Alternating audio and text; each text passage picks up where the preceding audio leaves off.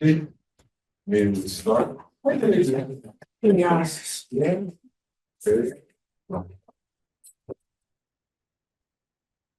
Okay, let me make a brief review of the final slide about the regions, operating regions of the MOS capacitor.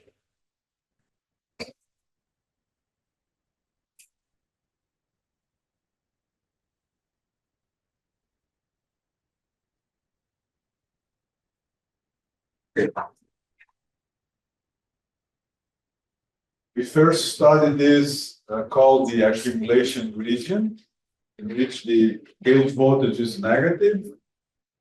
Both are attracted to a region very close to the interface with the oxide. Second region is called the depletion region, and for a positive gate voltage, holes are driven off this proximity of the oxide, and a depletion region is created. Okay. And you see here, there is a depletion of P-type carriers and an increase of the N-type carriers. But these numbers, the number of electrons is still very, very small. I would say it's not enough to conduct a current. Okay, you have carriers, but very small amount of carriers. So the current would be almost negligible in the case of a MOSFET. We don't have the MOSFET yet. The third region is what we call the weak inversion region or subthreshold region. In this region, the amount of holes at the interface is smaller than the concentration of electrons. There is a strong inversion region in which the density or the concentration of electrons at the interface is greater than the substrate acceptor concentration. So this is called the strong inversion region. As I told you yesterday, this was the first regions to be that was studied in the 1960s. A model with the first model of the MOSFET was developed for this region. In the 70s, a model was developed for the inversion or subthreshold region. And starting the 1980s, some all-region models started to be developed. Nowadays, we have a lot of all-region models are appropriate for all these two regions. Okay? What's the difference from this region to this region? In the weak inversion region, we have a kind of exponential depending on the current on the voltage. And this strong inversion region, you know from the textbooks that the dependence of the current on the voltage is a square one, a parabolic. Okay?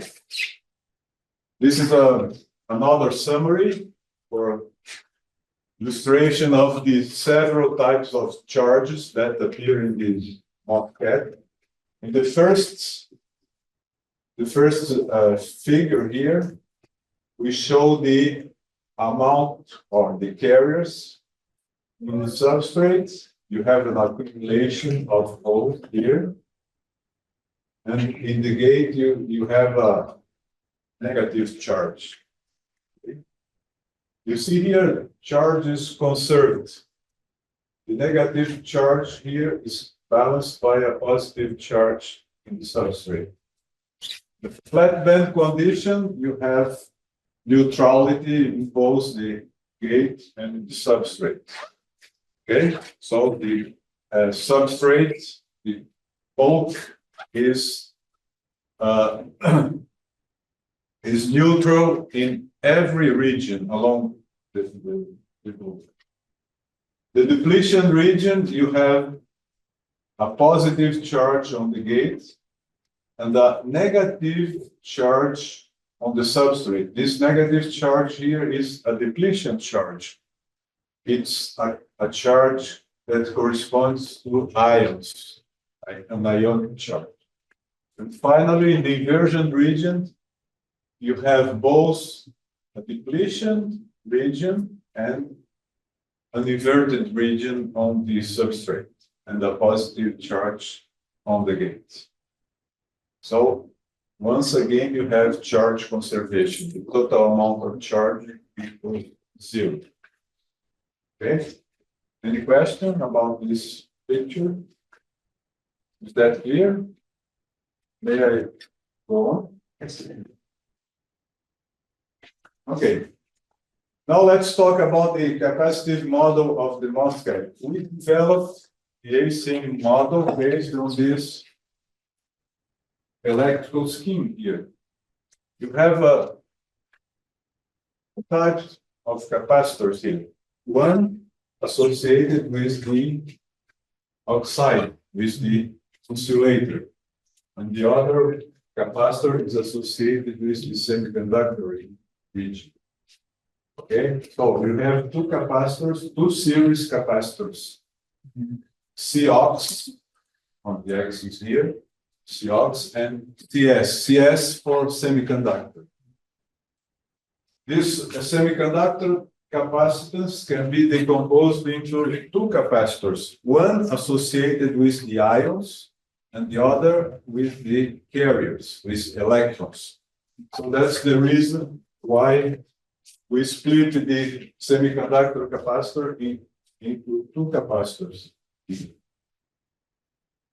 This one is called the bulk capacitor, which is associated with the bulk charge or the ion charge, and the other one is the inversion capacitance, which is associated with the inversion charge density. Okay. So this is associated with ions, this with electrons, and the oxide capacitance is similar to a parallel plate capacitor. Okay? So, well, these are the expressions for both charges of ions and electrons. This is just to remind the potential balance equation, which gives the relationship between the gate voltage and the surface potential. And recall that this semiconductor charge is composed of two types of charge, the ionic charge, represented by this capacitor, and the inversion charge represented by this capacitor. Okay? So this is a very simple and important model to develop a model for the MOSFET, because this is the basis of the MOSFET. The physics of the MOSFET is right here, which includes MOSFET is a capacitive device. Then this is a very appropriate model to develop the IV relationship in the MOSFET. Questions? May I go on? Yes. Okay, let me talk now about this very well-known parameter, which is the threshold voltage. This is one of the parameters that characterizes the MOSFET. In your case, the MOSFET, but the interpretation of this parameter is similar for MOSFETs. So in this equation here, the threshold voltage is defined as the voltage at which the surface potential phi s is in a condition such that this factor equals NA. Okay, this is the limit for the strong inversion region. So when phi s equals 2 phi f. We saw this yesterday. Okay, when phi s equals 2 phi f, the concentration of electrons at the interface equals the concentration of acceptor at the substrate. Okay, from this point on, if you increase the gate voltage, this concentration is greater than NA. Okay, so in order to find the voltage for which the concentration of electrons at the surface becomes equal to NA, we use this equation here. So I have to find the gate voltage at which phi s equals to phi f. And here there is an approximation which I have to explain to you. So the semiconductor charge under this condition has, or under any condition, has two components: the inversion charge plus the depletion charge, plus the ion charge. Okay, but under this condition, it can be proved that this factor is much greater than Qi. Okay, and under the condition of phi s equal to 2 phi f, we can find that using the depletion approximation, we can find that this factor is gamma, or Cox, times gamma times square root of 2 phi f. I'm not going to demonstrate this, but this is a consequence of the depletion approximation. I talked yesterday about the depletion approximation. I don't know if you are familiar with this, but once again, I told you that close to the interface, this is 0, this is x, the charge of holes goes very quickly to a very low value. Recall that I was representing all the concentrations in a log scale, but I moved this representation to a linear scale. In this case, you have a very abrupt change of a high concentration to a low concentration. So you can approximate this by a profile such as this one, and you can say that, well, let's approximate this profile with this abrupt one and solve the Poisson equation. And by solving the Poisson equation, we find that this region here has a constant volumetric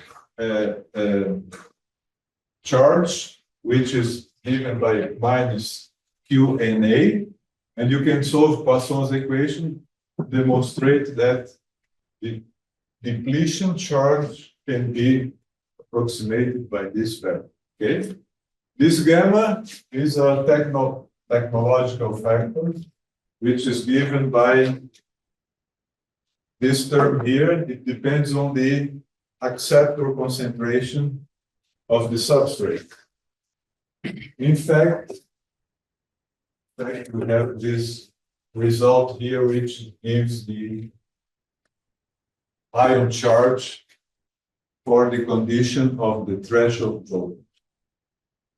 Now, if you replace these values here in this equation, okay, so Vt is the value of the gate voltage at which phi s equals to phi s. So you have this EFB plus this value is 2 phi f, and this last term is gamma times square root of 2 phi f. This is the classical definition of the threshold voltage. In our model, the definition of threshold voltage is slightly different.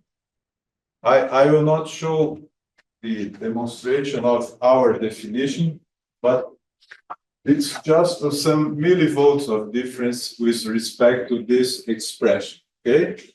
So VT in the NCM model, let's say that, is approximately equal to VT of classical one, which is this one given here. Okay?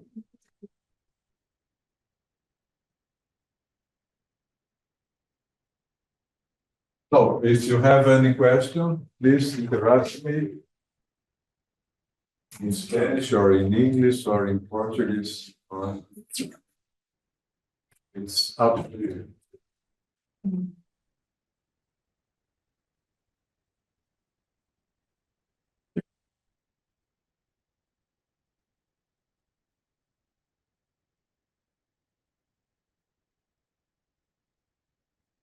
This is an example of the calculation about the threshold voltage. Let's assume that the flat band voltage is 0.58.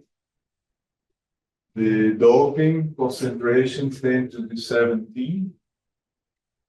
And the oxide thickness 5 nanometers. Okay. First of all, we calculated the Fermi potential,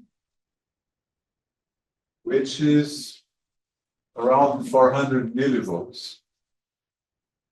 The oxide capacitance is about 700 nanofarads per square centimeter.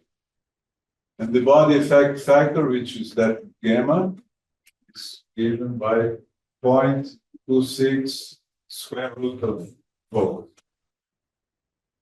If you insert these values in the formula for the threshold voltage, you find that threshold voltage of this device is around 500 millivolts. Okay. 690 nanofaradios, ¿no? Sí. Está bien cerca, casi a un microfaradio, ¿no? Casi per square centimeter. Ah, ok. Okay. Yeah, Yeah, yes. Okay. So you see that this is the whole chip. Okay.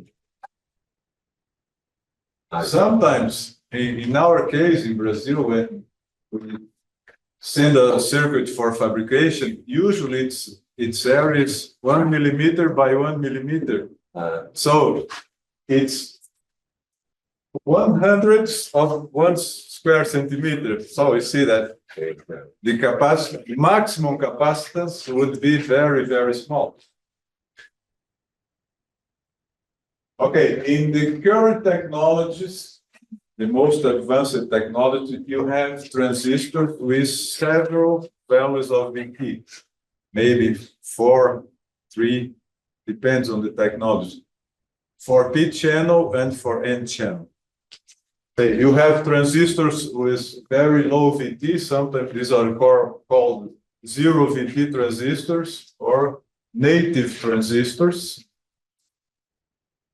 The threshold voltage can be around 150 or 200 millivolts. Low VT transistors with 300, 350 millivolts. Standard transistors where the threshold voltage is around 0.4, 0.5 volts. Sometimes you have the I/O devices in which the transistors sometimes have threshold voltage of the order of 700, 800 millivolts. Profesor. Well, En la anterior diapositiva, ¿no? De previous slide, el siguiente. El nivel de contaminación, ¿no? Que tiene su A, sí, de dopaje, 10 a la 17, ¿no le parece muy alto? No, no es alto. No es alto.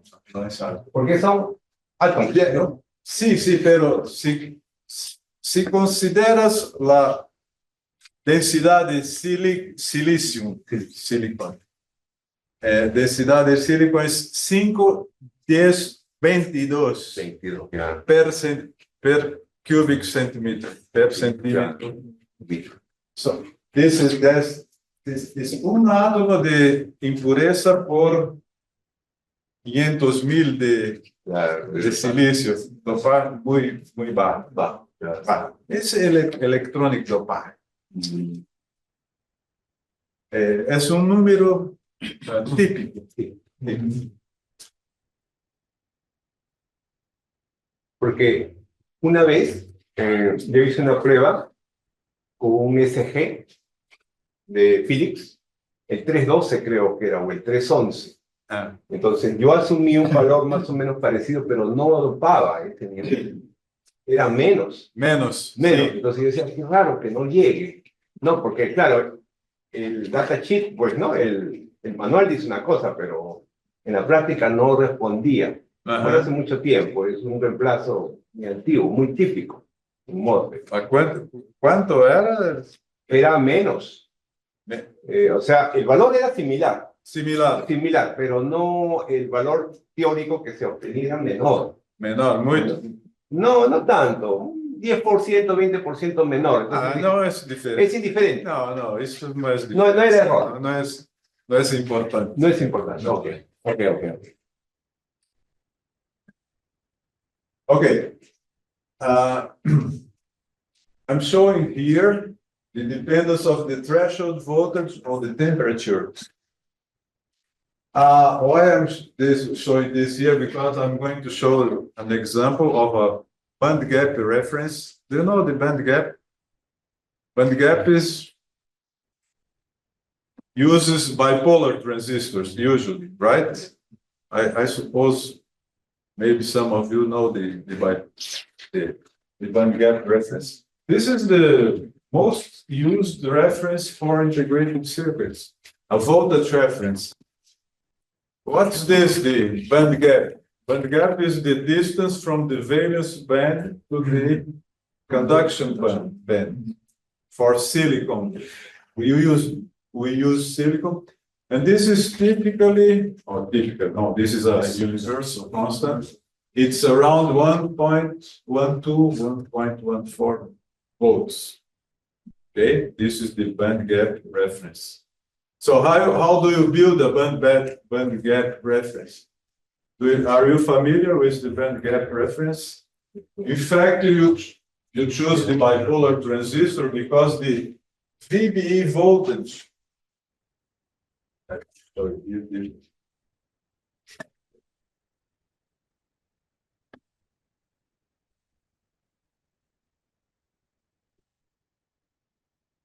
know that.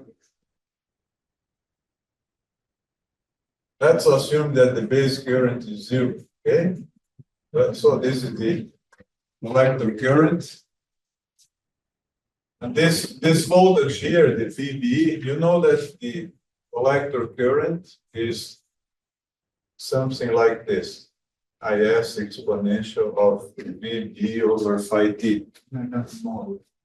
So this is the saturation current.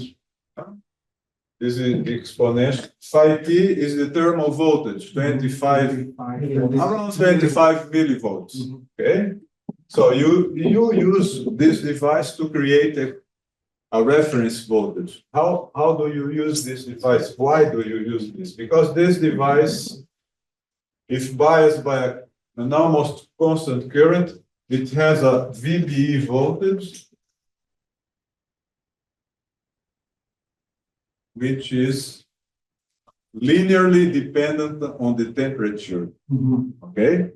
So to build a reference voltage, you use two devices such as this one here. You combine the VBEs and you generate what we call a TAT voltage, proportional to absolute temperature, which has a curve such as this one. It increases with temperature, and this one decreases with temperature. If you add these two voltages here, you have something which is constant with temperature.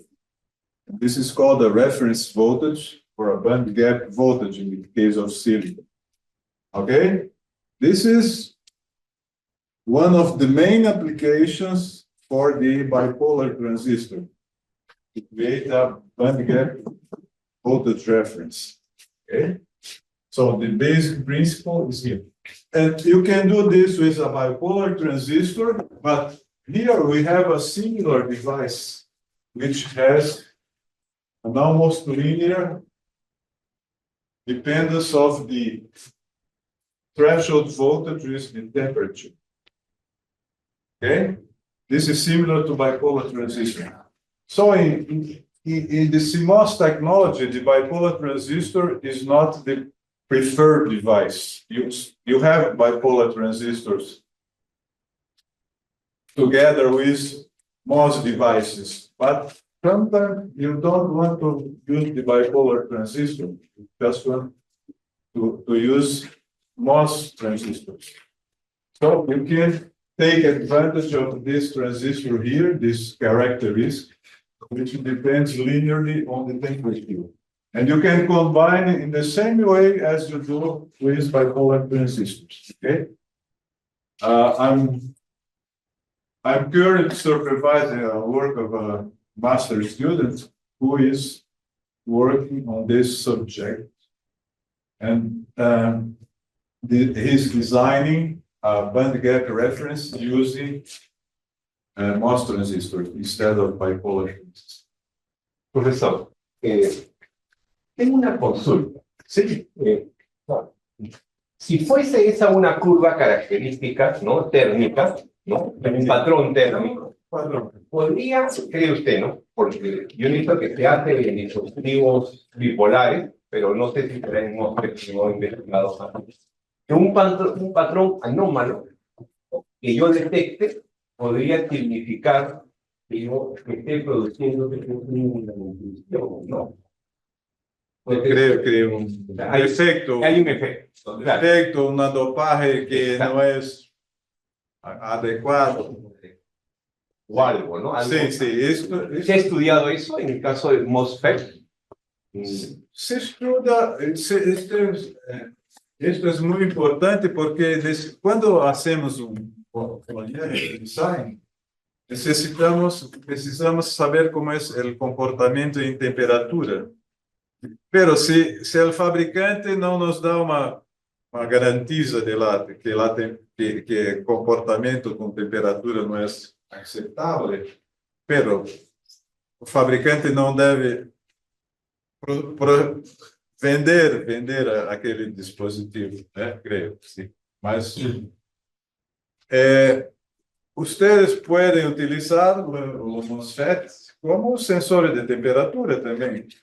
Sí, claro, como tienes acá. Lineal. Por ejemplo, this value 500 millivolts corresponde a 100 grados centígrados. And this one here, oh, 25. Pero en general tienes algo como esto. Esto es bastante aceptable, sí. Y diverge muito como esto no es aceptable. Ese es un comportamiento de un transistor, de un capacitor regular, normal, no es anormal. Pero hoy los fabricantes controlan muy bien las características de los transistores, muy bien. Saben exatamente cómo controlar espessura de óxido y otras características. Entonces los dispositivos son muy bien caracterizados y se comportan muy bien de acuerdo con las leyes de la física.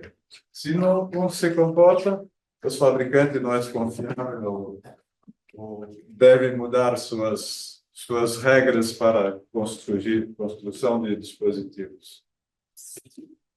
¿Ok? Pero no es comparable a un varactor o un varicat, que tiene algunos picos. Mas, ¿O sí es comparable?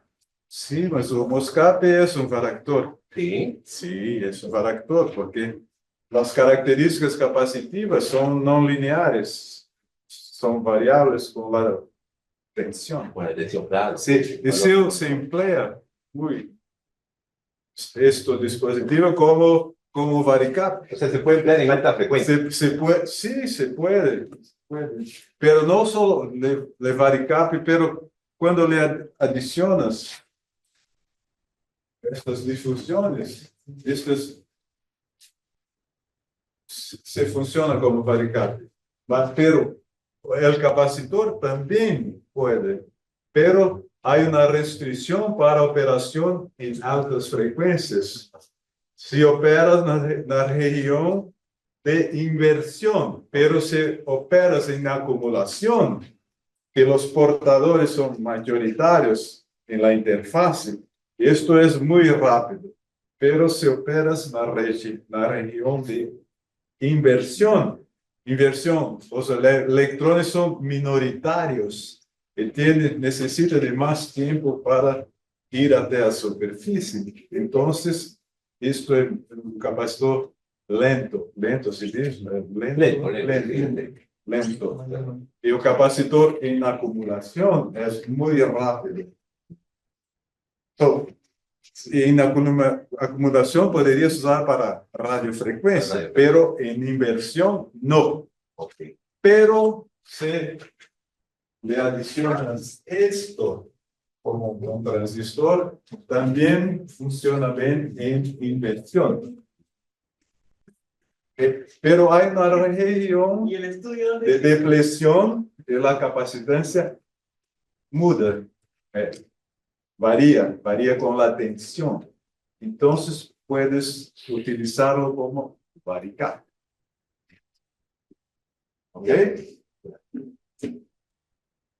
Claro, si deseas comprender un poco más, necesitas ir a un curso más longo, con más tiempo, para comprender las estructuras capacitivas, cómo operarlas, cómo hacer funcionamiento con estructuras capacitivas. Ok, mas sí, se puede utilizar, y se utiliza, sí, como varicap también.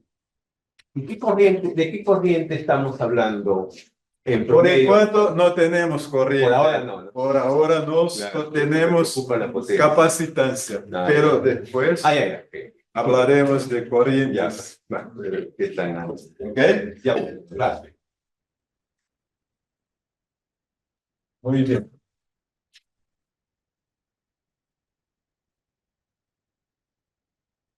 Okay, this is our definition of the threshold voltage. Say, not the classical definition. It's a little bit different. Okay, there is some small subtleties difference between our definition and the definition using this expression. We have written some papers, published some papers about the difference between the definition based on the ACM model and the other one, which is the classical definition of the threshold voltage. Okay. Classical definition is phi s equals to phi f. Our definition is when there is a certain amount of electrons here, which is defined by the inversion charge density given by this term here. And you see, Cox is the oxide capacitance. Phi T, the thermal voltage. Oh, this is a constant for room for the room temperature.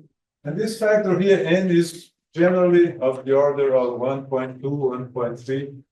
It changes a bit depending on the gate voltage and depending on the transistor as well. But in our definition, threshold voltage includes this, the inversion chart. This includes this N factor.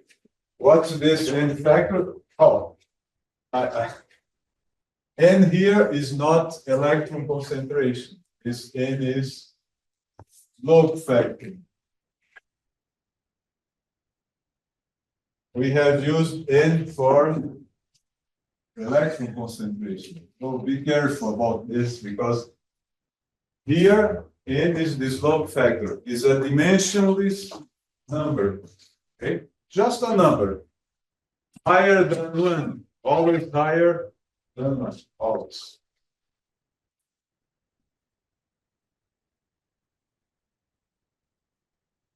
In our example, okay, so I have calculated this factor gamma and 2 phi f. In our example, n is given by this expression. It's around 1.15, around 1.15. Okay, and for our example, the inverted charge density for the definition of the threshold voltage will be minus 20.4 picocoulombs per square centimeter. See the unit here? Picocoulomb. How many electrons in a picocoulomb? Oh, just divide by the electron charge and you have something like 10 to the 8 or something like that. Right?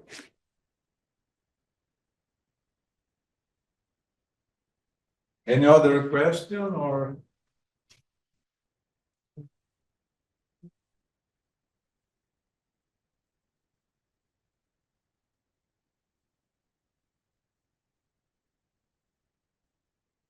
What now?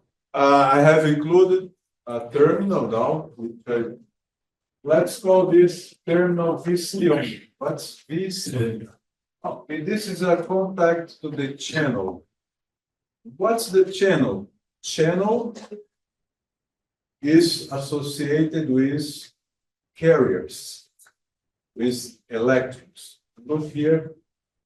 What's this N plus? Do you know what N plus is? This is an N region. So the majority carriers are electrons. And this is a heavily doped region, say 10 to 20, 10 to 19, much higher than the previous case of the substrate, which was 10 to 17. Right? Yeah. Okay, so this is called, let's say now, the channel contact. In the future, this will be source on one side and drain on the other side. Okay, but just one contact. Now, what's the characteristic of this region? It's very, very rich in electrons. Very, very poor in holes. So, if you take this number, 10 to 19, so the concentration of electrons in this region is 10 to the 19. Since the product Pn should be equal to Ni squared, let's go back to the previous class. Pn, okay, this is 10 to the 10. So this 10 to 20. If electrons is 10 to 19, volt is 10 to 1. So there's a very, very small amount of holes here. Very, very large. I would say this is a reservoir, a tank of electrons. Let's say this is a tank of water. And there's no bubbles. Bubbles are holes. Water molecules are the electrons. So this is full of electrons. And look, this substrate is full of holes. Electrons are created by the gate voltage. The gate voltage, positive gate voltage attracts electrons. Okay? So this is a contact to the electron layer. Okay? So this is like a, let's say, the electron layer is a river, and you have a lake here. This is similar to a lake. No bubbles, just water molecules. And the electrons are water molecules. So you, with this contact, with this region, you contact to the electrons. Okay? So now you have a contact to the electrons. So this contact will change the physics of this device because you have inserted a third terminal. Okay? So the equations for the holes remains exactly the same. The holes are in equilibrium, that's what we call. But the electrons are modified by this equation. You see that, well, you didn't have this in the previous case when you didn't have that contact. Now you have inserted that contact. Well, I'm not giving the reason for this expression, but this is derived from physics, okay? This is once again the Boltzmann statistics, but to derive this result, you should draw the energy band diagram and you make some approximations to find this result. But let's accept that this result is okay. So if VC equals 5, you have 0 here. Okay? But now you can change the electron concentration by changing these numbers. If VC is 0, okay, you have the same result as before. This means that the potential of this reservoir is the same as the volt node. Okay? But if you change the potential on that third terminal, you change the electron concentration along the channel. Okay? So the PN product now is given by this expression. Instead of in the previous case, we had only Pn equal to Ni squared, right? Okay.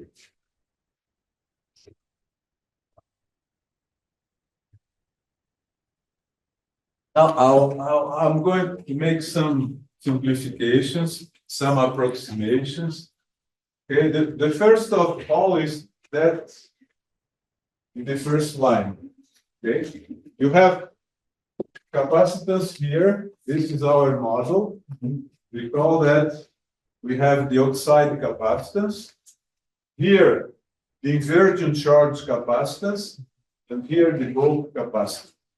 Now we have a different contact because this contact here is connected to the electrons, to the inversion charge density. And the other contact is associated with the ion charge. So this is the basis of the ACM model. We have a capacitive model for a three-terminal device. We are going to use this model here to derive the current to volt equations. But before deriving the current to voltage equations, we are going to derive the charge to voltage equations. Because in order to have a current, you need charge, okay, charged electrons in this case, and you need also an electric field. Okay, so before calculating the current, I'm going to calculate the amount of carriers, the electrons that can be or can generate a current. Okay, and after having the carriers, I have to derive the equations based on two formulations for the current. One is called the drift current, and the other is the diffusion current. Or corriente de difusión e corriente de arrastre. Ou de deriva, também se diz. Em português se diz deriva. Ok? São dois tipos de corrente. But Before the current, we need to know the charges, the charge that will be responsible for carrying or for the current. Okay?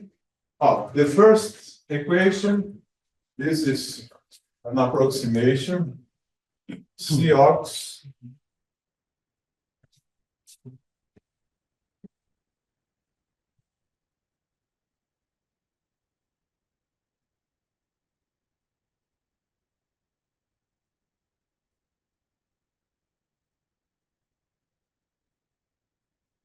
Cox plus CB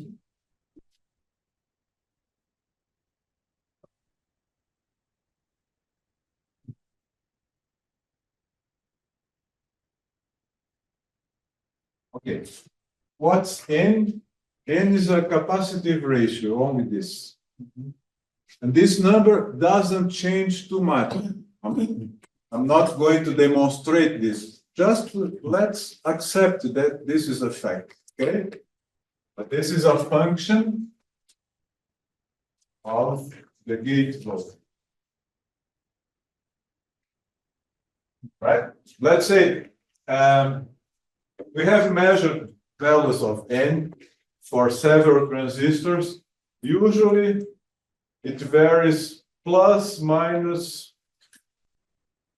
10% around an average value, plus minus. It doesn't change too much, okay? For a design for first order calculations, I use this factor as a constant. Okay, this N is a function of Vg. And we have another approximation here. I can explain the second approximation from the charge or from the voltage balance equation.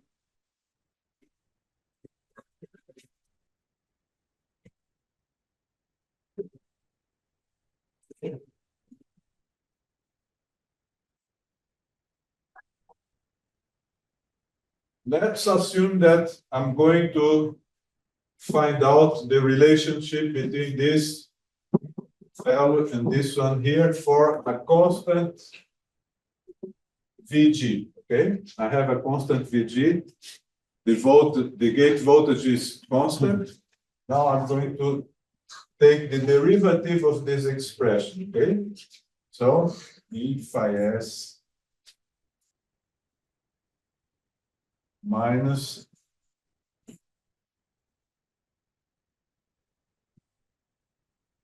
okay, this is equal to 1, right? 1 minus.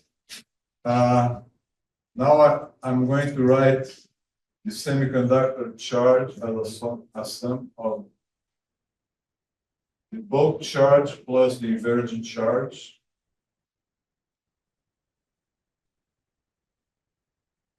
Equal to 0. This bulk charge divided by the surface potential, the derivative is equal to the bulk capacitance.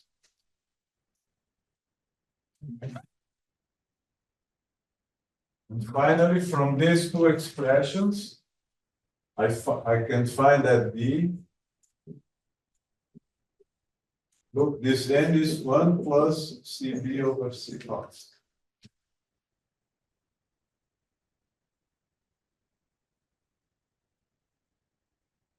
Okay? This result is a consequence of this equation here. I just replace the D, the QB, the phi s by the bulk capacitance. Okay? And this factor is 1 plus CB over C. Very simple expression. Another expression is this one here. This is obtained using this capacitance divisor. This is simple calculation. I'm not going through this. Okay. And this the derivative of phi s is Vc. Phi s is this node. we see as this node is just a capacitive division. Okay? Its CI is capacitance over the sum of all capacitance, right? Now, in our model, we use a simple expression for the inversion capacitance. Okay? This is not valid for all the regions. This is valid only for the weak inversion region. But look here. In this equation, in weak inversion, this term is not large because you have an exponential relationship between charge and voltage. In weak inversion, this is not important. So this is the dominant term. Okay? Because in weak inversion, the inversion charge is very, very small. You remember that in weak inversion, the amount of electrons is very, very small. Okay? So in weak inversion, we can approximate this expression by this capacitance here over the sum of this term, which is NCOX. We call that this one plus this one is NCOX. Okay? Profesor, significa que la configuración A es como si fuera una serie. ¿Esta? Sí. Sí, significa que no, sí, no. Tú tienes. Estás hablando de esto, ¿eh? No. Lo que tienes es. Si aplicas una BC, una variación de BC, tienes una variación en FIES. Sí. Entonces, tienes una división de impedancia. Okay. The CI. So, this voltage is constant, this is also constant. You have this capacity division here, CB plus CX. Okay, so this result is just making the capacitive division. Y en el B sí es una derivación. Es una derivación. Profesor. This voltage is constant, this is constant. So the derivative does not include this potential, because they are constant. Significa que podría ser posible que lo use como un oscilador controlado de voltaje, pues, ¿no? Como un VCO. Podría controlar la oscilación. Sí, como te hablé antes. Sí. Esto es un variable. Sí, puedes. Se varías el voltaje here, hay diferentes valores de CA y de CB. Esto es que más variable. Este no varía. Este varía muy poco. Este sí varía mucho. Mucho. Las variaciones son muy grandes. Muy grandes, perdón. Muy. Ya entiendo por qué ahora se integra casi todo dentro del chip. Cuando uno ve un dispositivo de RF, está todo ahí, ¿no? Y todo es MOSFET. Todo MOSFET. Todo es MOSFET, ya no hay nada, no hay cristales, no hay nada ya. Bueno, necesitas cristales, sí, porque necesita precisión, estabilidad, temperatura, porque también construyes osciladores con MOSFET, sí, todo el tiempo, como osciladores en anillo, ¿no? Es muy importante, pero si necesitas precisión, en muchos casos ainda necesitas un cristal. Precisión, estabilidad y con temperatura también. Ok. ¿Sabes por qué le digo, profesor? Porque los escáneres actuales que venden, ¿no? De los equipos de radio, basta pues una tarjetita tipo USB y ya tengo pues, escaneo toda la frecuencia. Claro, como usted dice, no es estable, pero me es suficiente para captar todos los canales en una banda bien amplia. ya no necesito Pero de com antes. mosfets é muito fácil de fazer a sintonia, tuning, Tuning, claro. tuning, né? Muito fácil porque se cambias uma voltagem ou uma corrente principalmente, consegues variar a frequência de um oscilador em anillo, por exemplo, né? Então é muito prático. Pero se necessitas de precisão, pero puedes sintonizar.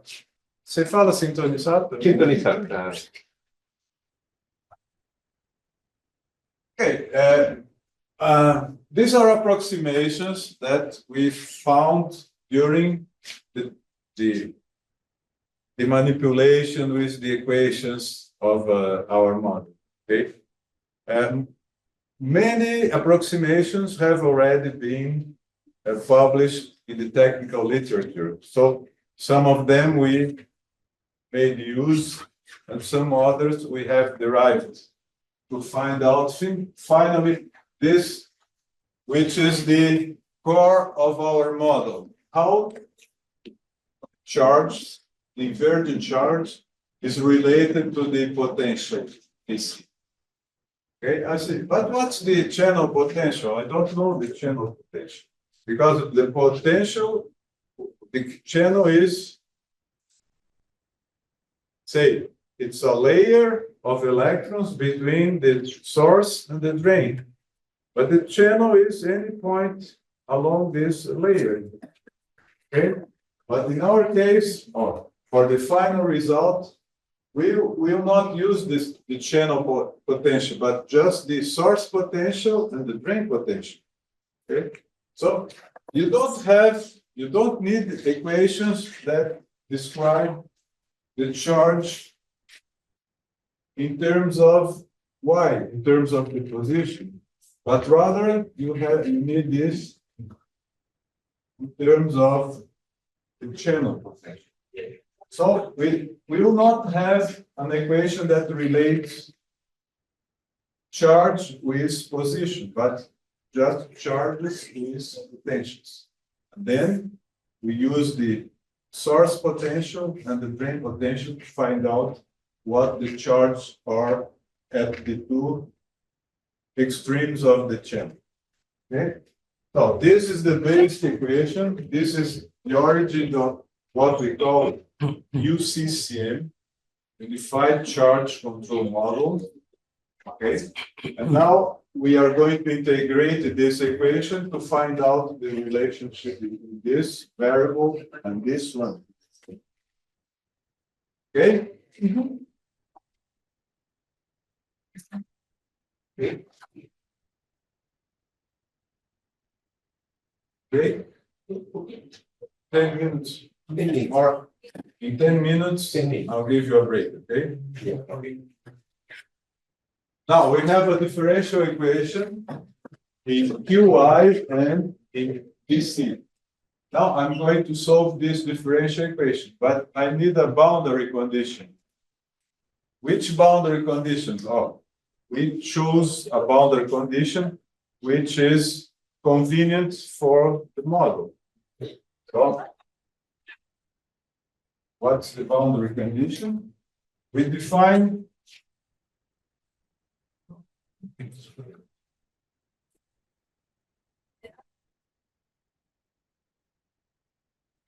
a reference charge for the invariant charge density, which is called Qi.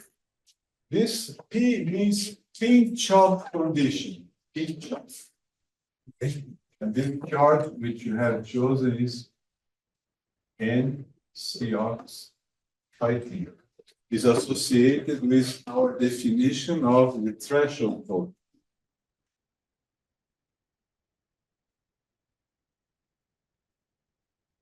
Okay, and there is a certain voltage which I call Vp, in which the charge is minus NCox phi theta. This is a boundary condition which is arbitrarily taken in our case, okay?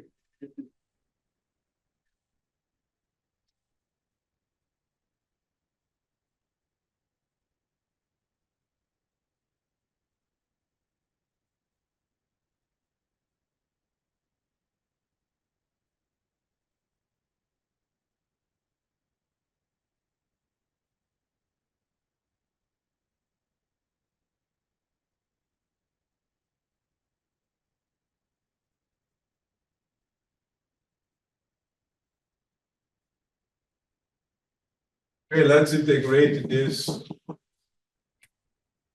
differential equation from Vp to Vc. The charge corresponding to Vp is Qip. The charge corresponding to Vc is Qi. Okay, this is a very simple equation. This is an integral of dq is q. And here you have dq over q, which gives the natural log of q. Okay, so the final result is this one here. Vp minus Vc. Might be a linear term of the charge and a log term of the charge.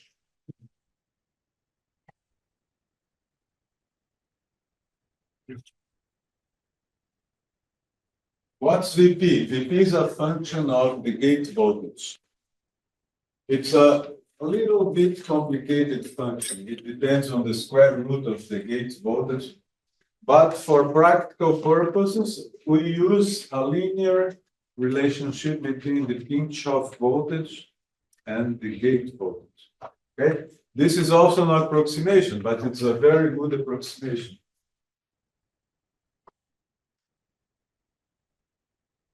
Okay.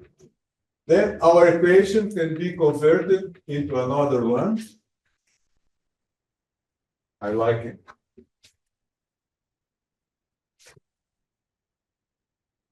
This VB minus VT over N minus VC equals 5.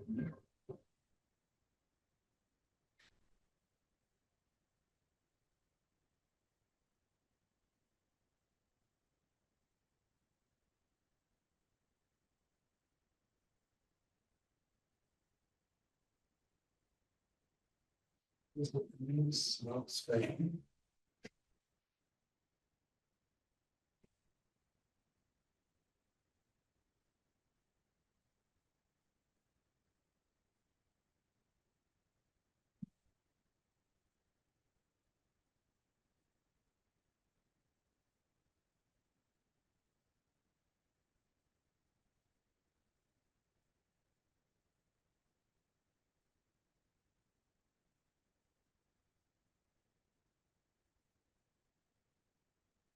Okay, now I'm going to give you a simple interpretation of this formula. Look, if VC is equal to 0, what's the meaning of VC equal to 0? VC equals VB. VB is our reference term. So VC equals VB equal to 0. So this term is 0.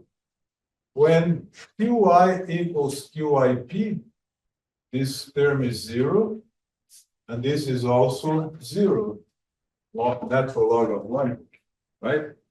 So VGB minus VP over N equals to 0 when QI equals QIP. This is the definition of the threshold voltage that I gave you before. What's the meaning of the threshold voltage? Threshold voltage is the gate voltage such that QI equals QIP. So let's go back to the capacitor, to the MOSFET.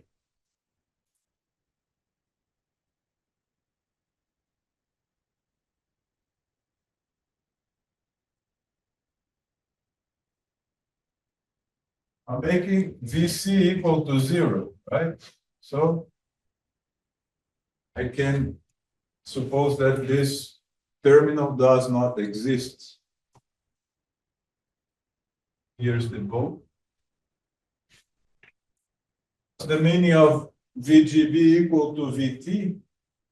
When VGB equals VT, the invariant charge density, electrons, at the channel are such that the inversion charge density is minus n su by ox by p. I gave you a number before, which was minus 20 picocoulombs per square centimeter, right? Approximate, just to give you an idea.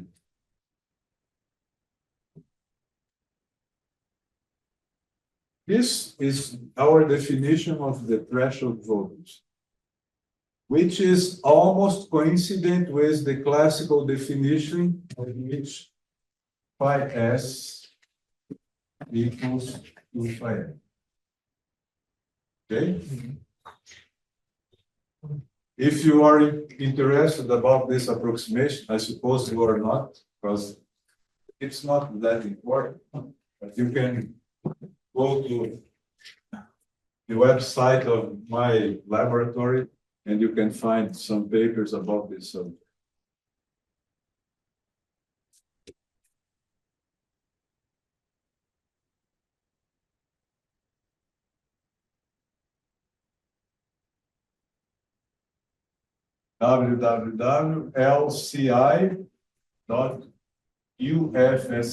www.lci.ufsc.br.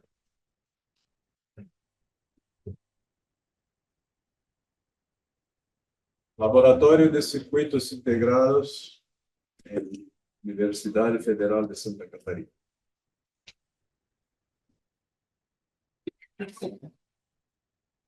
LSI. LC.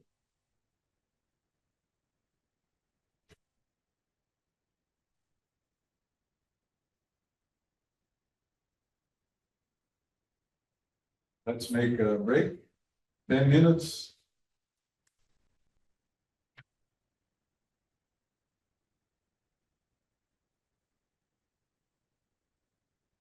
Questions? No questions?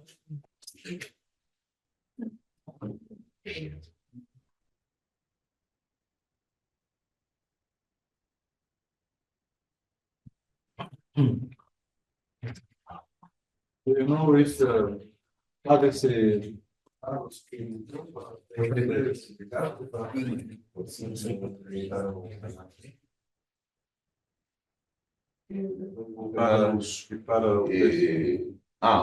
para o PowerPoint. PowerPoint, é? Não, eu vou pegar os e-mails dele. Tá, depois você envia. Vocês não têm, não deixam um repositório para o pessoal da PUC? Vamos tentar um jeito, mas Tá. para o pessoal agora eu vou pegar. Pode ficar aberto a todos, tá? A quem quiser, não tem problema. Podem disponibilizar a todos. Profesor, Pois não.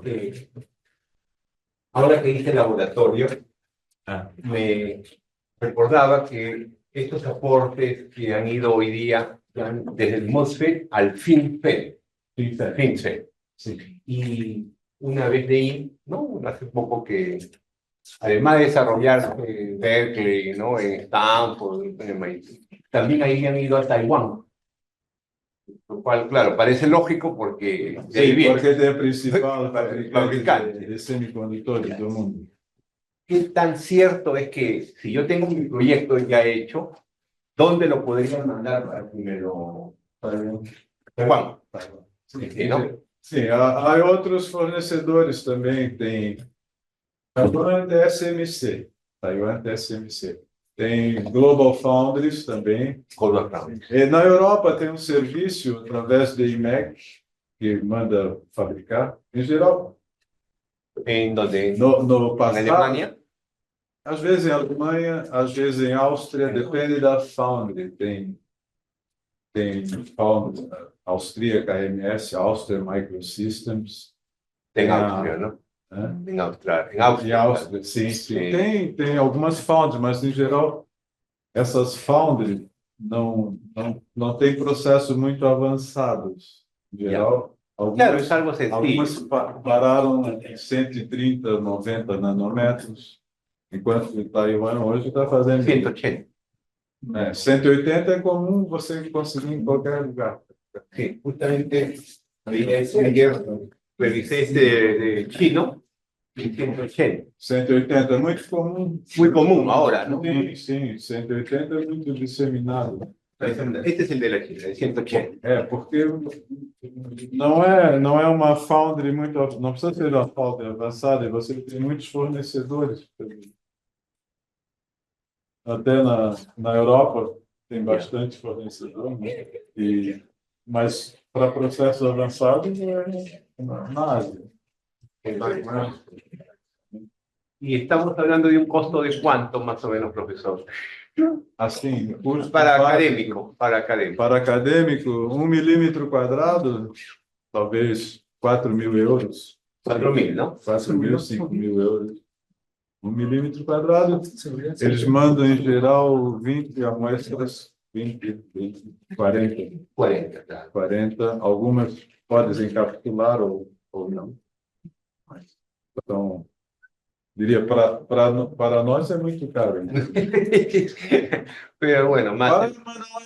Para uma indústria é barato, porque Claro, você faz uma prototipagem, como se diz, testa, vê se o circuito funciona, se é adequado, se tem as especificações que são necessárias, e aí você manda fazer 1 milhão depois. Aí o custo fica muito diluído. Ya.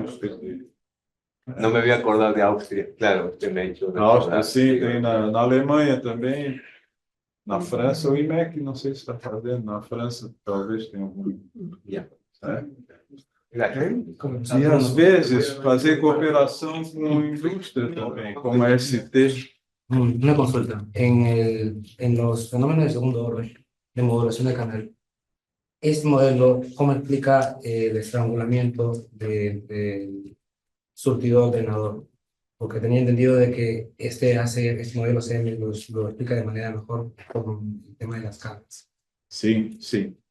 Como você está perguntando efeitos de segunda ordem, como channel length modulation, drain-induced barrier load. O channel length modulation, no nosso modelo atualmente, ele está mais ou menos embutido no DIBL, drain-induced barrier load. Porque o fenômeno, os dois fenômenos são no sentido de aumentar a inclinação da curva em saturação. Então, de uma certa forma, os fenômenos levam a um resultado parecido. Então, eles estão modelados nessa grandeza chamada Drain-Induced Barrier Lowering. É o sigma que nós chamamos. Mas, naturalmente, não é um parâmetro constante, por exemplo, varia com a tensão do dreno. Atualmente, para nós, é quase constante, mas não, você tem uma variação com a tensão do dreno, com o nível de polarização, mas, em primeira ordem, podemos supô-lo quase constante. O detalhe é que, quando você trabalha na saturação, em geral, você não tem muita precisão na inclinação, você sabe, se você projeta compreendes o que eu falo? Estou falando. Ok. Você faz um desenho para um amplificador. Então, você calcula, queremos uma ganância de 20, pero a inclinação é 15. Ou 30. Em alguns dos casos, por exemplo, o amplificador operacional, em geral, le operas em malha, em closed loop, e a ganância depende dos elementos externos. Então, a precisão da ganância não é muito importante. Ok? Isto é difícil de modelar a condutância, se diz a condutância de saída, a inclinação da característica do dispositivo, do device em saturação. Aqui se habla também saturação, não? Saturação. Temos a triodo, ou ômica, região ômica e saturação.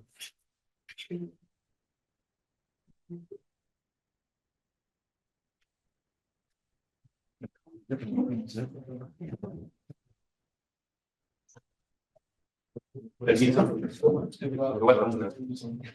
Los audífonos. Lo de verte, el tiempo. Ah, sí.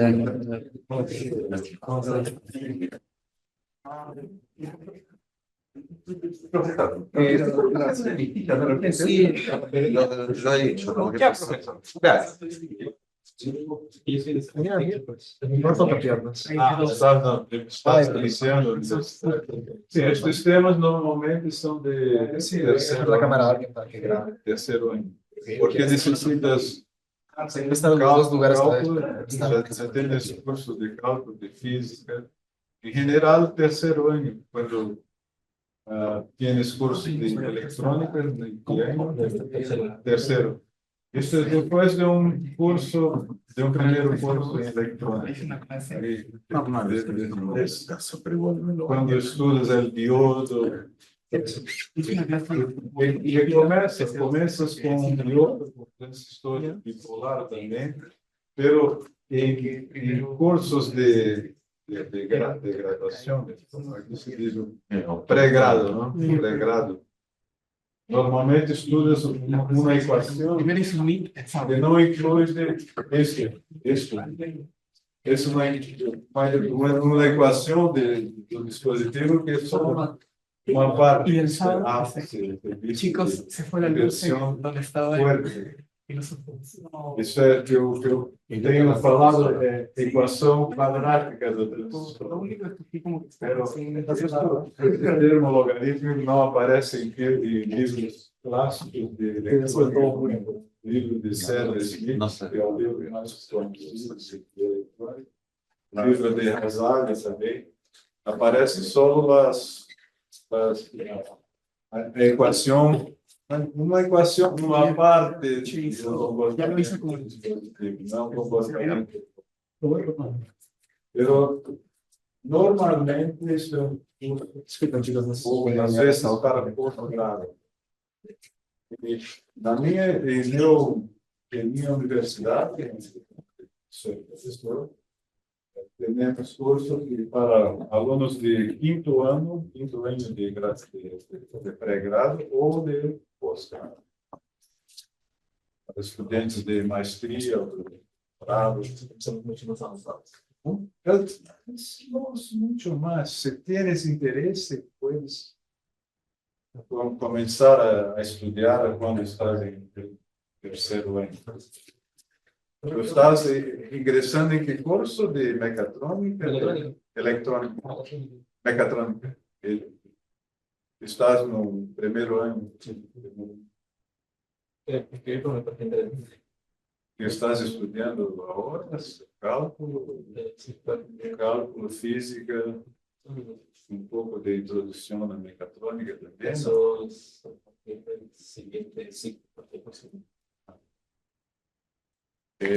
Começaste agora ou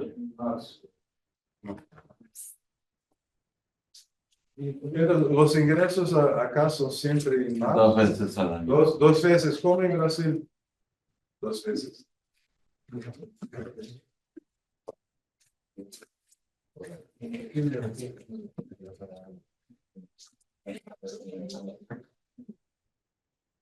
Bom, somos autores de 2 livros.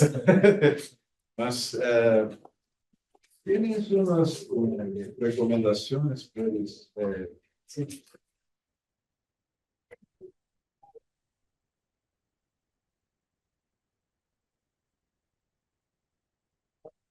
Em que ano? E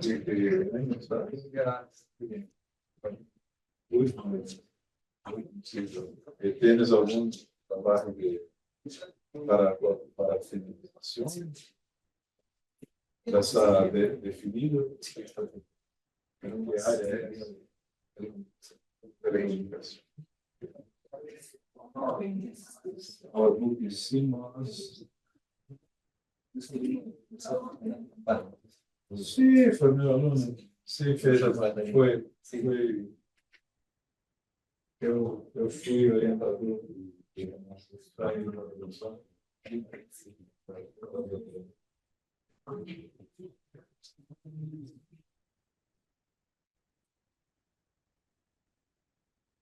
Essas mãos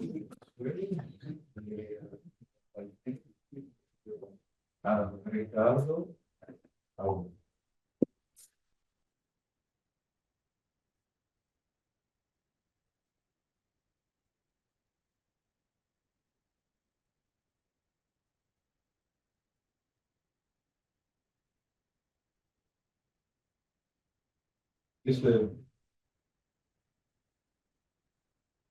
Estos son autores.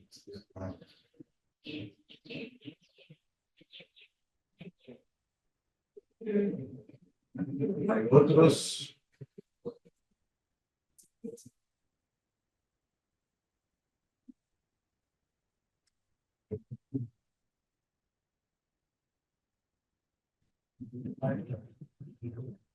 No sé si ¿tú conoces de sí, pero este modelo es simplificable. En general, este sistema necesita de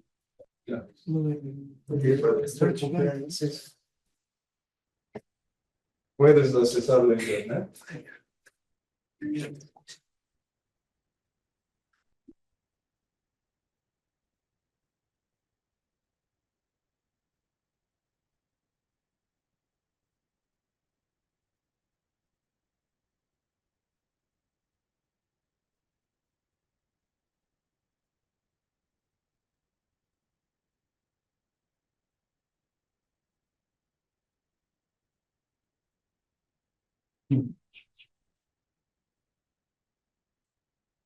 Tienes también varios charlas de nuestros colegas profesores también administrado.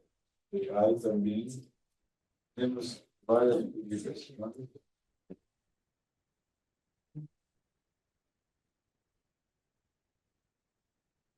Que tenemos como trabajo de final de curso. Tutoriales. Tenemos una serie pero sí, en nuestro libro hay muchas referencias. Y me tienes otros.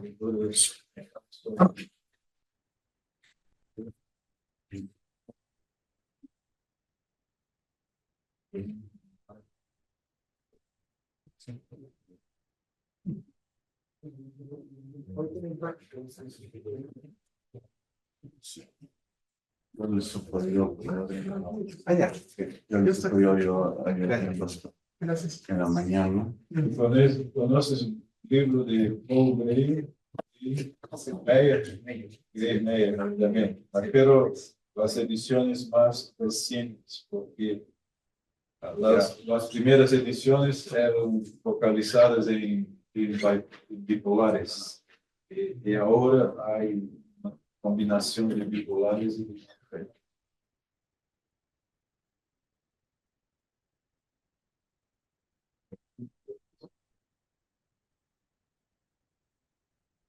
he agregado dos.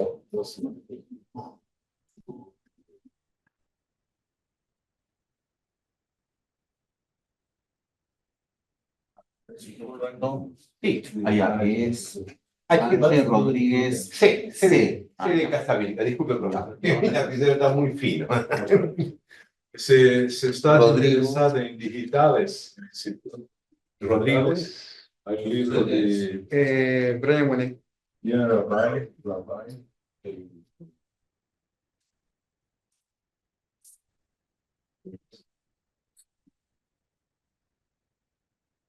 Digital, I don't know the was a digital design something.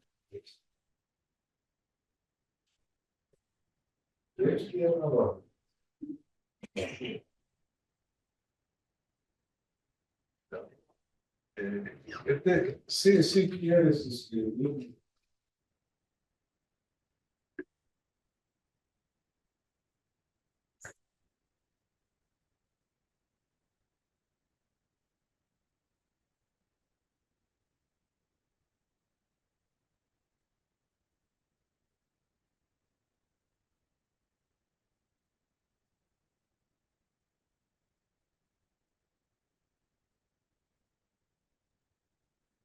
Se necesitas de algo.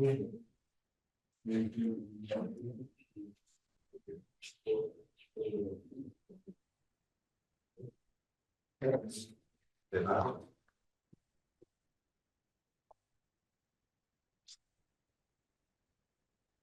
Vamos a continuar entonces.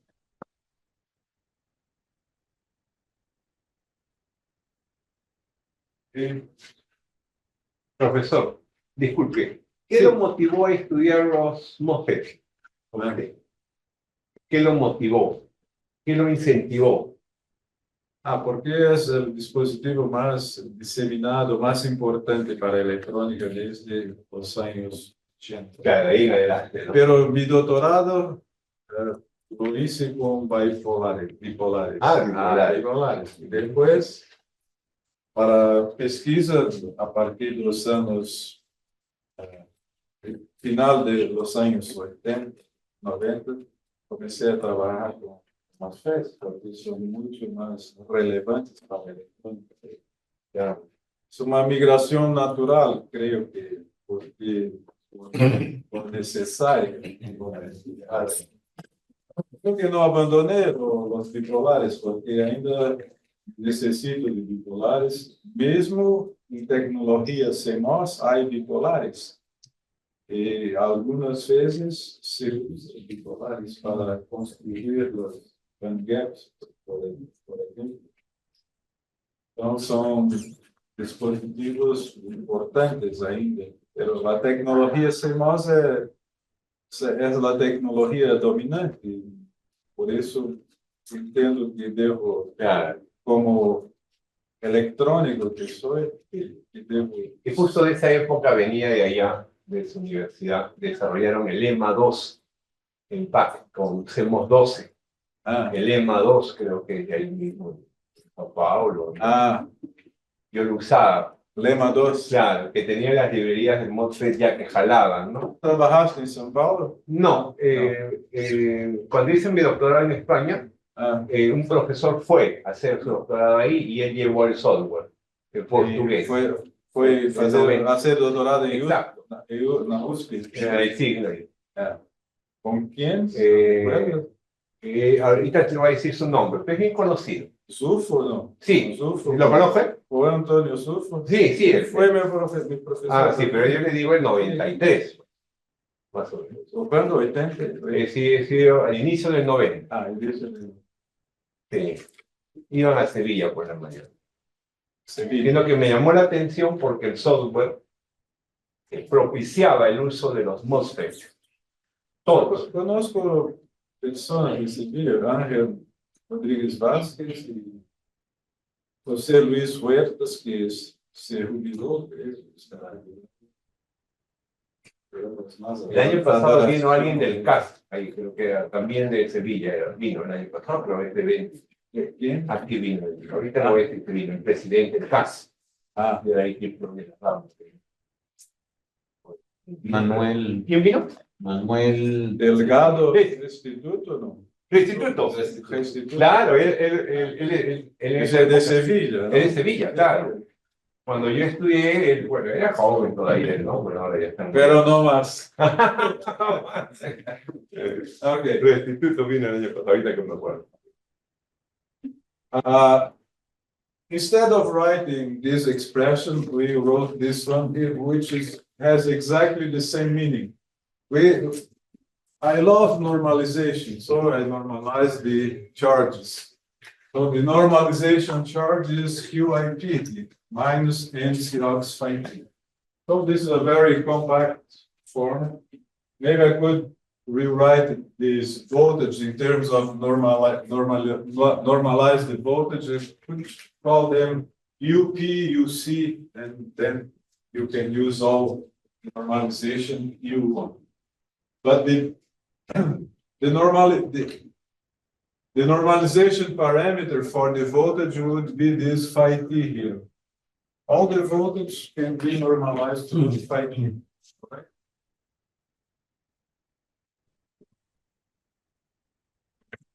Okay. Now, from these expressions, is expressions for all regions for weak inversion and strong inversion. We can derive expressions for strong inversion and weak inversion. In the case of strong inversion, the QI is much higher than QIP. So the linear term becomes much more important than the log term. Okay? So we can approximate this expression by this simplified equation. Okay? Recall that QIP is equal to NCox phi t. Okay? And for weak inversion, the log term is higher than this one here. And this expression for weak inversion can be simplified to, QI is much less than QIP, so you can neglect QI in difference, and you have this simplified expression. So in weak inversion, the charge depends exponentially on the channel voltage and on the gate voltage. But note that the gate voltage is divided by factor n. So this means that the channel voltage is n times stronger than the gate voltage, because the effect of the channel voltage is n times higher than the effect of the gate voltage. And in the case of strong inversion, the inversion charge density is a linear function of the gate voltage. So you have exponential function of the gate voltage, a linear function of the gate voltage, exponential function of VC, linear function of VC. This result here is the classical result for strong inversion. But the classical textbooks in general don't give this expression for the charge, but just for the current, which is a result of the dependence of the charge on the voltage. Okay? Well,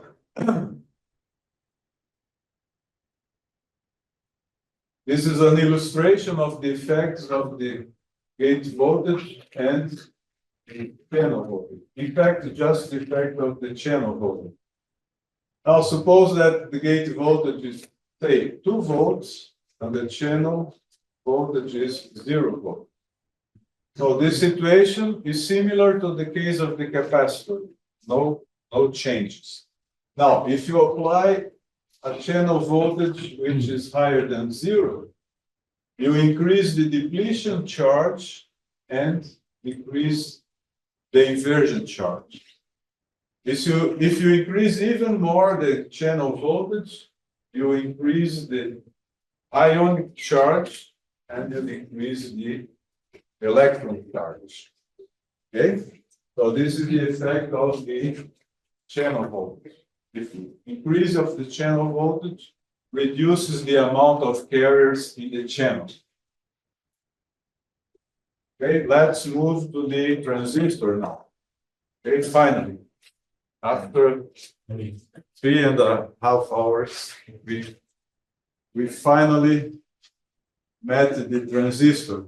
Okay, the transistor is a 4-terminal device. You have the gate, the body or the substrate, as in the MOSFET. So the basic component is here, the MOSFET. Okay, and you have 2, let's say, contacts or 2 tanks, two tanks of electrons, the source and the drain. In an integrated circuit such as ours, let's say ours, the ones that we want to design, the source and the drain are symmetrical. You don't have differences between source and drain. Okay, you can change them and the behavior of the device is the same. Right? So this is these are some data for 2 technologies. The first one's 108 nanometer technology, second 65 nanometer technology. The minimum channel length, which is the distance, channel length is the distance from the drain to the source. Okay. Is 108. Oh. You see that there's a difference here, but this is very normal in more recent technology. For 7 nanometers technology, you don't know what the meaning of this 7 is. It's not clear. It's not the channel length. It's something maybe close to the channel length, but we don't know exactly. Okay. What's the minimum width? This size here, 220 and 100. The oxide thickness, 4 nanometers and 2.6. Important point here is that when you scale the horizontal dimensions, you also scale the vertical dimensions by the same amount. But the designers do not control the profile, this cross-section of the device. You just control size of the gate, these diffusions. Okay, it's like a house. The guy who built the house, he puts the tiles one on top of the other. You don't know what the height of the wall is. It's say 2.7 meters, but this is defined by the builder of the construction. But when you see a house from the top, now you can define, oh, what's the size of the kitchen? Say 10 by 4, let's say. It's the same here. What's the size of the transistor? Size of my transistor is, let's say, 108 here and 220 in this direction. Okay? But, well, this is the minimum. Of course, you can have length and width higher than these values, but this is the minimum. It's like in the printed circuit. When you draw a printed circuit, you cannot have lines as thin as you want. You have a minimum thickness, otherwise it can open. Okay, distance between lines. You cannot have lines very close to each one, otherwise in the process of fabrication there can be some rough line here, and you can touch two close lines, close metal lines. So you must obey certain rules, and in an integrated circuit you have lots of them, hundreds of them. So, but this is, so you don't have to know by heart the rules, because there are very advanced computer-aided design tools that can manage this for you. Okay, but you have to take care of the design tools, right? Okay. Can I enter, please? Oh yeah, well, we have classes in 5. Creo que Elis quiere Yes, yes. dar Okay, no. a sua palestra. You have a lot of rules when you design an integrated circuit. You have to check, or the software has to check if your design rules are correct. Okay. So this is the MOSFET cross section, okay, with 4 terminals.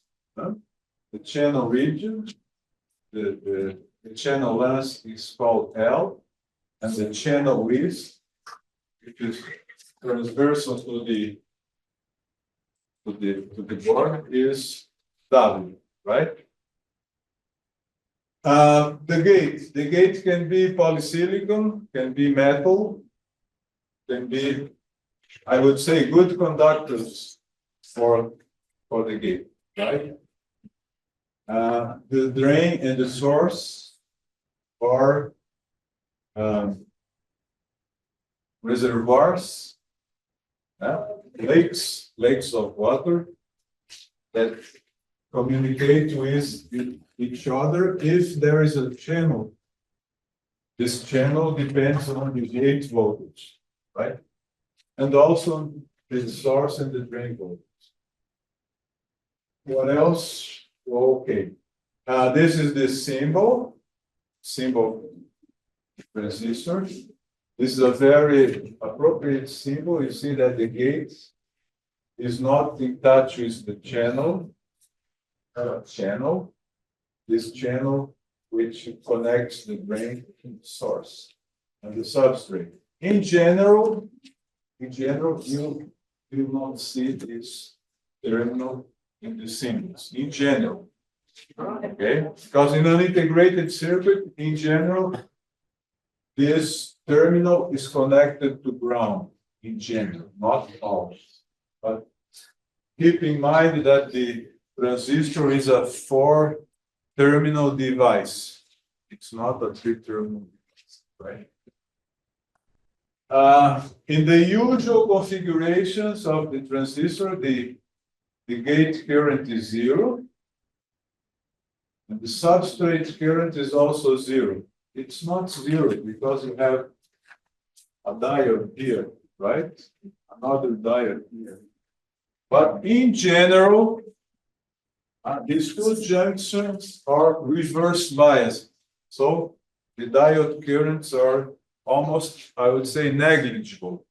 They are not negligible, but they are really, really small if these two junctions are reverse biased.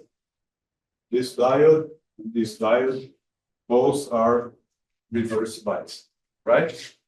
So for practical purposes, you assume that this current equals this one. The drain current equals the source current because there is no current here, no current through this terminal. Okay.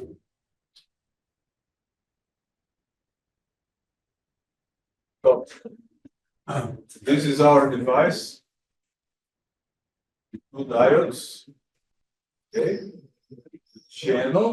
The channel is composed of electrons, right? So the channel communicates the source with the drain.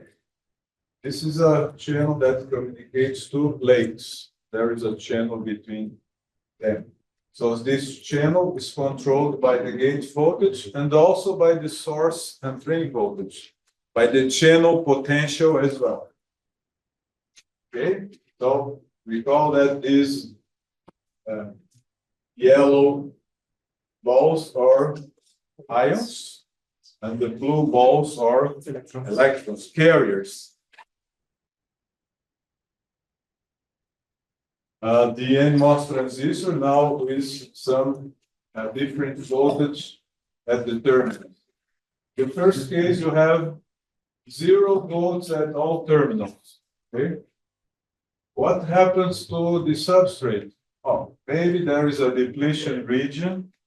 Okay, because the flat band voltage is not 0. So maybe you have some charges in the outside, and you have a contact potential between the gate and the substrate. In the second figure here, P, we apply the gate voltage equal to 2 volts. The effect of this gate voltage is to produce a channel. Okay, so here, okay. I'm sorry. Is the channel. Okay. The minus sign is the channel. The minus side with a ball around the minus is the ion. Okay, so you have a depletion region along with a channel. In this case, the channel is uniform because the source and the drain are at the same voltage, right? You have both at 0. The following case is C. We applied 1 volt to both the source and drain terminals. So what happened? The depletion region increased and the channel is reduced. You have less electrons in the channel, right? Finally, when you apply a voltage difference between drain and source, you see that the depletion region is different when you move from source to drain. The channel is also, channel charge is more concentrated closer to the source than to the drain. You can watch this as this is like a channel. One side, it's like a pipe. One side is with a large diameter, the other is a small diameter. See, this is like a, you see it here, duct that conducts water, one side with a large diameter, and the other one smaller. Right? In this case, here, we have a channel with a uniform diameter. The top, on the right? Here also channel, a uniform channel. When you apply a voltage difference, you can have a current here. Of course, you have a current since you have a channel. Okay? Any question here, or can we move to the next one?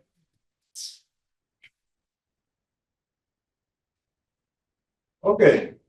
In order to characterize the transistor, we have 4 terminal voltage, source, drain, gate, and both. We have charge densities. Okay. QI, recall that QI is carrier charge density. But now you have differences from source to drain.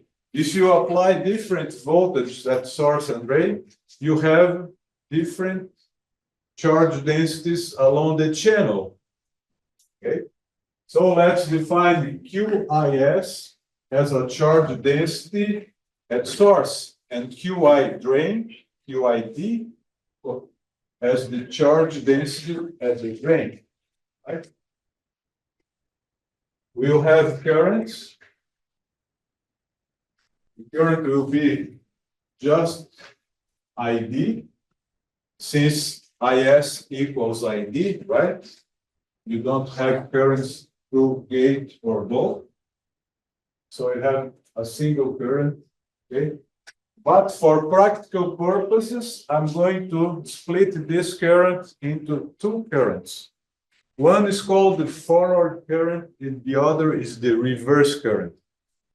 I don't know how many of you have studied the bipolar transistor. The bipolar transistor has a model in which the collector current is decomposed into 2 currents, or the transistor current is decomposed. One is called the forward current, the other is the reverse current. The forward current is connected to the base emitter junction, whereas the reverse current is connected to the base collector junction. Okay, this is the model for the bipolar transistor. Let me go back to the bipolar.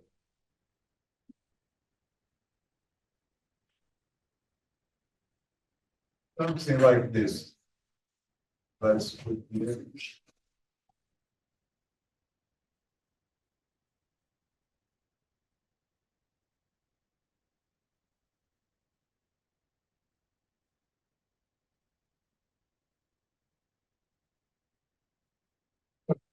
The collector current has 2 components. one which depends on the base to emitter voltage, and the other which depends on the base to collector voltage. Right? Look, this one is not equal to this one. If you study the bipolar transistor, you study, say, the NPN transistor, and you know that the emitter is much more doped than the base, which is much more doped than the collector. So the transistor, the bipolar transistor, is not a symmetrical device. So you have different effects of the base emitter junction and the base collector junction. Transistor, bipolar transistor is an asymmetrical device. In our case, we have a symmetrical device. So we expect these two currents to follow the same rule, exactly the same rule. Okay? So let's move ahead.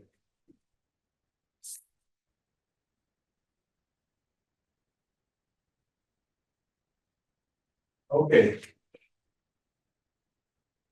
To start with the transistor model, I'm going to show an equation now, which represents what we call the long channel transistor model. Not going to include short channel effects. So this transistor model is for the long channel DC model. The parameters for the transistor, we have two geometric parameters, the channel width and the channel length, W and L. We have a parameter which we call specific current, not defined here, but something similar to what happens in the bipolar transistor. It's a current that defines a scaling parameter for the drain current. The threshold voltage, which we have already defined, okay? And we have the slope factor, which is a number higher than 1, but very close to 1 in current technologies. My students work an old device, which is a digital device, which is the CD 4007. I don't know if it's a set of, it's a chip with 3 inverters. And these are inverters which were fabricated in the 1970s. Very old technology. Dimensions were of the order of 5 micrometers or 10 micrometers. I don't remember how much was the, how many, or how large was the transistor. But this old transistors have ends of the order of 2, 2.4, something like this. But in the case of current technology, the factor N is around slightly higher than 1. Okay? Not close to 2 or 3, no. We have a set of normalization parameters. Okay? I'm going to write the equations in terms of these normalization parameters. The thermal voltage, the specific current, IS, okay? And I'm going to define this parameter, which is the IS squared, or I, the sheet specific current. What's this? Have you, when you study an integrated technology, you call about sheet, you talk about sheet resistance. Do you know about this sheet resistance, what it is? I'll give you a brief introduction about the sheet resistance. You know that? Let's go back to the formula of a resistor.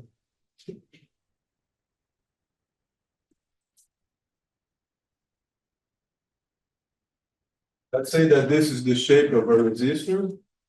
You have a S, the section of the resistor. L is the length, So we write the resistance such as this rho.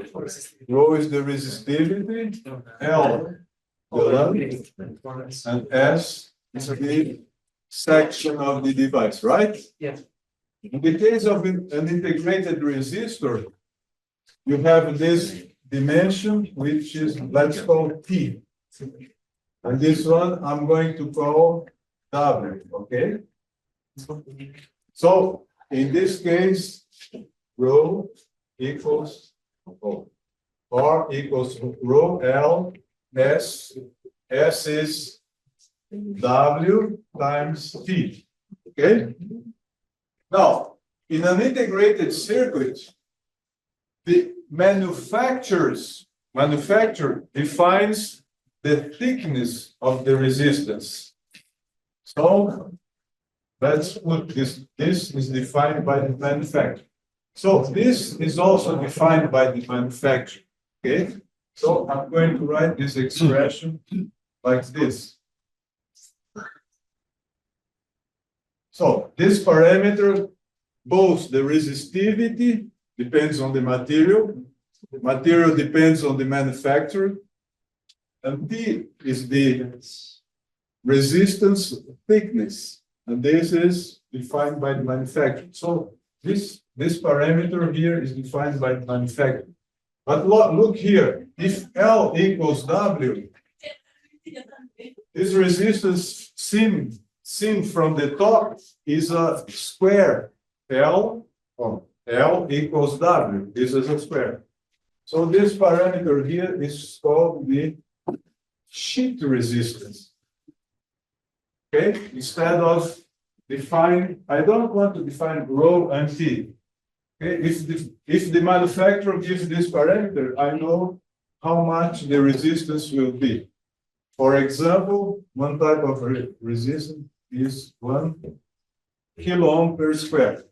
So it doesn't matter if the square has a side of 1 micrometer or 10 micrometers. The square will have the same resistance. Okay? Right?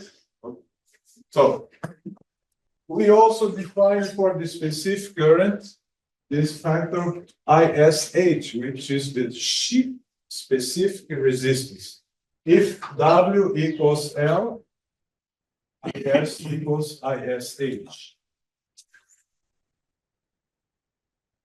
In the case of our device, of the MOSFET, the value of ISH depends on parameters defined by the technology.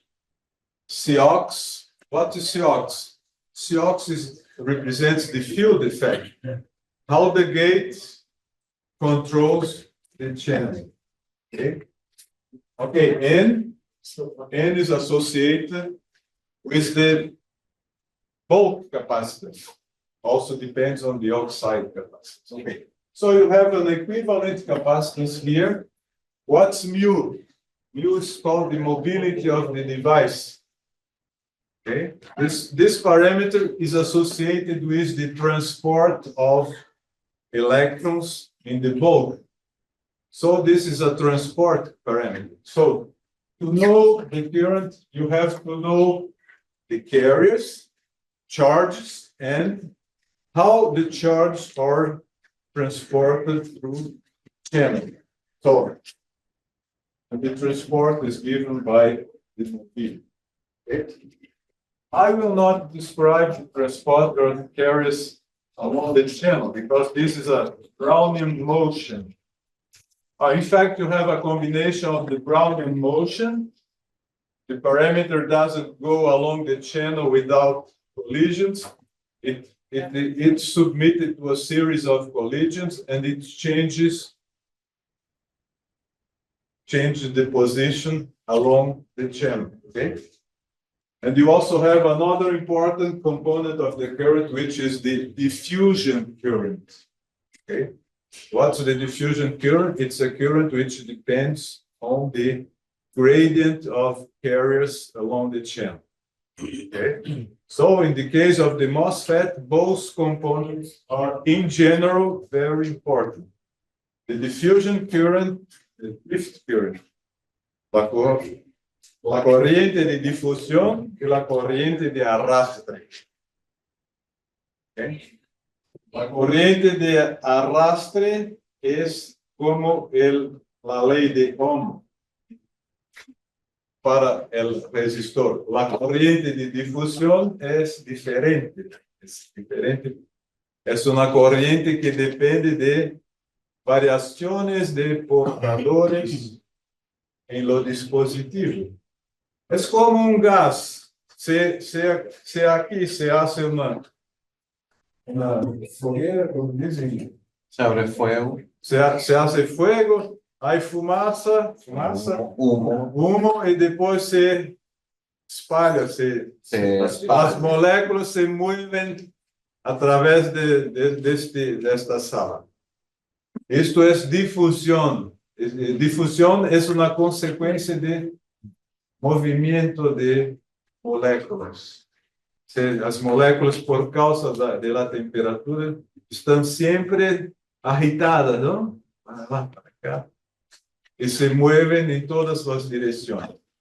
Então, a difusão também é mecanismo importante de corrente em los dispositivos semicondutores. É uma propriedade muito importante. E los bipolares, a corrente é predominantemente de difusión. En los mosfetes tenemos difusión en inversión débil y de arrastre en inversión fuerte.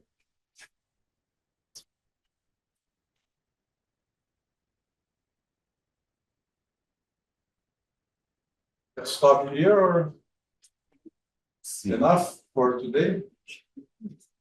I'm going very, very slowly because I suppose it's a new topic for you. I don't know how familiar you are with it. Let me check with you. You study electronics? No. Mechanical Mecánica? engineering. Mechanical engineering. All of you three? Okay. You study, we told you, electronic, mechatrônica, no? Electrônica. No. Es la otra escuela, San Marcos. San Marcos. Esta es estatal. Sí. Estatal. Suya también es privada. ¿Cómo se llama? Ricardo Palma. Y es donde estaba Renato Campana. ¿Dónde estaba Renato? ¿Dónde es profesor Renato? Estaba así. ¿Estudió lá también? Sí, él Renato? fez a graduação na Ricardo Paulo. Você é professor aqui? São Marcos. Tá. Em que área você está? Elétrica. E que ministra de cursos? Que centrales, todo lo que centrales. Centrales.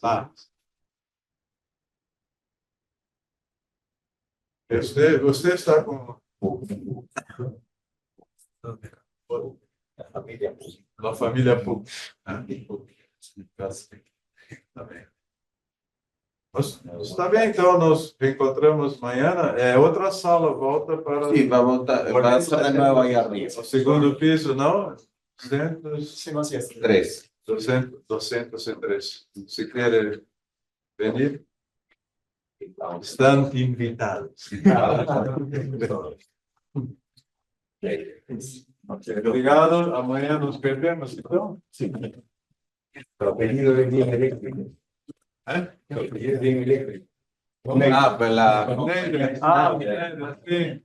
Jomon Schneider. Conozco la marca, conozco la empresa. Antigamente era Jomon Schneider, depois agora é só Schneider. Isso é um sobrenome muito comum. Esse é do ramo elétrico. Sí, claro. Okay, see you tomorrow. Obrigado por Toda la estar. semana vamos a estar aquí. Ok, que bom. Gracias. Assim não ficarei com zero. Un gusto de verte, ¿eh? Tá bom. Gracias, profesor. Hasta amanhã. Ya, gracias, profesor. Hasta luego. Hasta luego. Meio-dia e meio. Depois do curso. Semana próxima. Ya, sí, yo voy a venir a estudiar. Hasta luego. Muchas gracias por. Bueno, Gracias. Citando en San Marcos, ¿no? Sí, sí, sí. Yo soy profesor acá en el trabajo. Ah, mira, qué gusto. Sí, Você não se No, es la conhecia? primera vez que sí, siempre vengo, pero bueno. Bueno, Lo que pasa es entonces, que yo soy electrónico, debate, pero bueno, últimamente no lo dicto, ¿no? Sí. no, yo, por ejemplo, yo dicto lo que es circuitería digital, circuitos eléctricos, ¿no? Yo dicto circuitería digital con efectos. No te puedo creer. Silent y Estela. Sí, Ah. ahí conversamos. Claro, profesor. Y podemos intercambiar ideas. Excelente, excelente. Supe que hace poco hubo un concurso también ahí, ¿no? Bueno, claro. Pero profesor, qué bueno, ojalá pueda participar. Claro. Ahí también, bueno, con las obligaciones acá, pero podremos conversar. Ya, profesor. Mañana le traigo la. ¿Ya? ¿Qué es? Hace una clase de ingeniería. Hace una clase de ingeniería. Permiso, ¿Tiene clase profesor. acá? ¿Usted se pidió profesor? Rafa. Profesor, un gusto. Mañana, profesor Max. Hasta amanhã.